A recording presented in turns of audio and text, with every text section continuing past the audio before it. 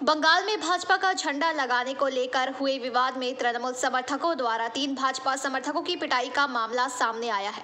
हालांकि तृणमूल ने इन आरोपों को खारिज किया है। इस घटना में रायना थाने की पुलिस पहले ही 6 तृणमूल कार्यकर्ताओं को गिरफ्तार कर चुकी है। घटना बर्दवान पूर्व लोकसभा क्षेत्र के रेनर हिचलना के बामनिया इलाके की है। इधर बीजेपी कार्यकर्ताओं पर हमले की खबर पाकर बीजेपी प्रत्याशी असीम सरकार रायना थाने पहुंची और उन्होंने थाने के प्रभारी ओसी से बात की। बर्दवान पूर्व से बीजेपी उम्मीदवार असीम सरकार ने आरोप लगाया कि रायना के बामनिया में पार्टी का झंडा लगाने के दौरान हमारे कुछ कार्यकर्ताओं को तृणमूल ने पीटा।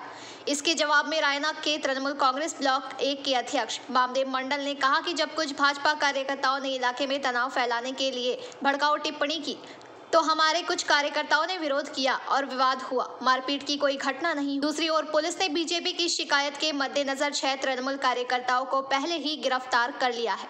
उन्हें आज बर्दवान कोर्ट में पेश किया जाएगा। কোথায় ডেপুটেশন দিলেন এবং কি কারণে ডেপুটেশন দিলেন? আমরা রায়না থানায় এসেছি।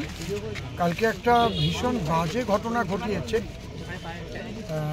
যেটা বাদশা মির্জা তার সদলবল নিয়ে এবং এর মাস্টার মাইন্ড যারা রয়েছে সেগুলো আমরা জানি।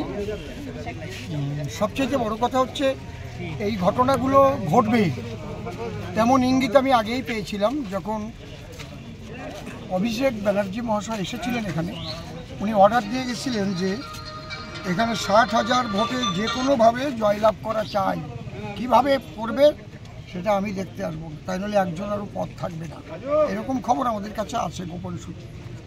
এই জন্যে আমাদের দলীয় কর্মীরা যখন পতাকা লাগায়, ব্যানার লাগায়, তাদের উপর অতর্কিতে বিশ্রী ভাষায় গালাগালি, সে ভাষা বলা যাবে না, গালাগালি করার পরে বেধড়ক তাদের পিটায়। পিটানোর পরে খবর পাওয়ার পরে পুলিশ সঙ্গে সঙ্গে চলে যায়। এখানেও কাকতালীয়ভাবে আমি কিছু কুলু পেয়েছি, কারণ ওখানে একজন সিভিক ভলেন্টিয়ার সে বলছিল কোনো ভয় নেই, আমি আসি, তোমরা এগুলো লাগাও। কিন্তু ওরা যখন লাগাতে আরম্ভ করে হঠাৎ সে উধাও হয়ে যায়। ওরা যখন আজকে কিসের ডেপুটেশন এবং কোথায় ডেপুটেশন দিলেন? আজকে ডেপুটেশন বলতে যে গতকাল আমাদের হিজনলাম অঞ্চলের আমাদের যারা কর্মী আছে, সক্রিয় কর্মী, তারা 5টার সময় ওখানে ফ্ল্যাগ বাঁধছিল। তো সেই ফ্ল্যাগ বাঁধা অবস্থায় ওখানকার তৃণমূলের যারা দুষ্কৃতী আছে, তৃণমূলের যারা মাস্তান আছে, যে বাইক বাহিনী, সেই বাইক বাহিনী তাদের উপর এসে চড়া হয় এবং তাদেরকে প্রচণ্ড হারে মারধর করেছে।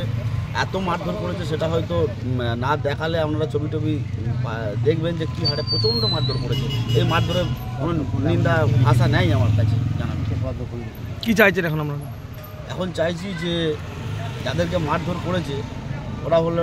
Bureau report, PBTV news.